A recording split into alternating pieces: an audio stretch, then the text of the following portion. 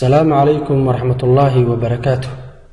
سيدان قولكو قاري كرنا قوش وامد مهمسان يولك إنسانك أو دوني إنو قارو سلامركان حقيجيو انت لو قد جرى مرحلة نورشي ساكل دوان والقاري دا وحي عدين انتهي شخصي كرتديسا سي إنو قولك قاري مراحيش كلا دوان يوح برشدا سيدو كلا قولك قاري لانك حرفضها إلى داخلك بالشدا awoodayna in uu ku najaxo dhamaan inta badan qorshihii u degsanaa kana gudbo nolosha qayaaliga una duso nolosha dhabta ah.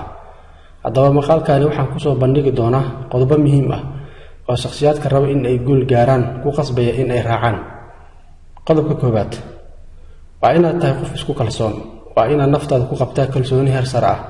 Sidaasoo kale waa inaad aaminsan tahay awoodaha Allah ku siiyey kana duushaa mabda'a ah awood ayaan u leeyahay inaan ku guuleysto dhammaan howlahayda kana dusaa ama iska leexiya dhammaan caqabadaha ay hortaagan anigoo marnaba aan argagaxaynin sidoo kalena aan dib u laabanaynin.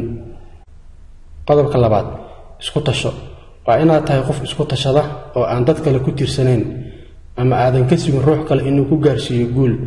Adiga bixi oo sameey ama la imaw dadaal weyn. Waa huba inaad mahadin doonto dadaalkaada oo waxaa la sheegaa in guusha timaado dadaal iyo daal badan kadib.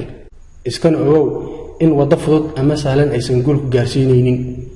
Wadada guusha waa wada qodxa badan, waxaan hareeraha ka taagan dadku niyijibinayo, ma ahan wadada guusha mid lagu maro si sahlan. Qodobka saddexaad waa inaad tahay qof garaad ahaan iyo jir ahaanba dhisan. Waxaa laga maarmaan ah inaad leedahay garaad wanaagsan oo ku gaarsiin kara inaad ku guuleysato ahdaaftaada ama yoolalkaada. Waxaa ka mid ah xirfadaha ku gaarsiin kara ujeedooyinkaada in aad awood u leedahay inaad u fikirto si sax ah, fahmi kartaana caqabadaha ka hortaagan ahdaaftaada, isla markaana xoogga saari kartaa halka aad ujeedo, guulna ka gaari kartaa, iskana weecin kartaa waxa ka hor istaagi kara in aad si habsame leh u fikirto. Sidoo kale waxaad u baahan tahay jir caafimaad qaba si shaqooyinkaada si habsame leh ay kugu socdaan. Qodobka afraad nidaam waqtigaada.